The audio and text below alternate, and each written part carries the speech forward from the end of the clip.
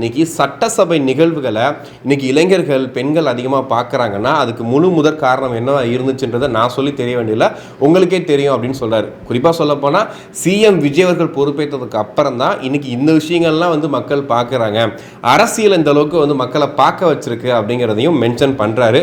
நம்மளும் அதிகமாக அதை பற்றி பேசியிருந்தோம். ஸோ அதை தான் அவரும் சொல்லியிருக்காரு.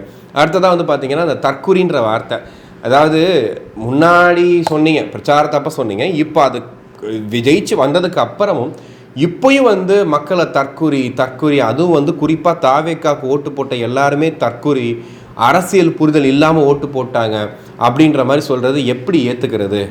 இந்த மக்கள் தானே அவங்களுக்கு இத்தனை வருஷமாக ஓட்டு போட்டாங்க, அப்போ உங்களுக்கு தற்குறியாக தெரியலையா? உங்களுக்கு ஓட்டு போட்டால் அவங்க நல்லவங்க, அவங்க டிவிக்கேக்கு ஓட்டு போட்டால் அவங்க தற்குறியா அப்படிங்கிறது கிரவுண்ட் லெவலில் இன்னமும் விஜய்க்கு ஆதரவாக பேசக்கூடியவங்க, தாவேக்கா கட்சிக்கு ஓட்டு போட்டேன்னு சொன்னவங்களை ரொம்ப கொச்சையாக இந்த வார்த்தையை பயன்படுத்தி பேசிட்டு தான் இருக்காங்க. இப்போ ஐ எம் ப்ரவுட் கொத்தூஸ், ஐ எம் ப்ரவுட் கொத்தடிமை அப்படின்னு சொல்லிட்டு எப்படி இன்னைக்கு ஜென்சி டிஎம்கே அரசியலில் பேசினாங்க இல்லையா, அந்த மேடைகள் ப்ரவுட் கொத்தூஸ், ப்ரௌட் ஊபீஸ், ப்ரௌட் 200 கிரெடிட்டட் அப்படிலாம் பேசினாங்கல்ல, அந்த மாதிரி யாரையும் ப்ரௌட் தற்குறின்லாம் யாரும் பேசலை. பட் ஆனால் தற்குறின்ற வார்த்தையை சொல்லி அரசியல் புரிதல் இல்லாமல் மக்கள் வாக்களிச்சிட்டாங்க அப்படின்னு சொல்லி, அதாவது முக ஸ்டாலின் அவர்களே ஒரு கவர்ச்சியால் வாக்களிச்சிட்டாங்க அப்படின்ற மாதிரிலாம் சொல்லியிருந்தார்.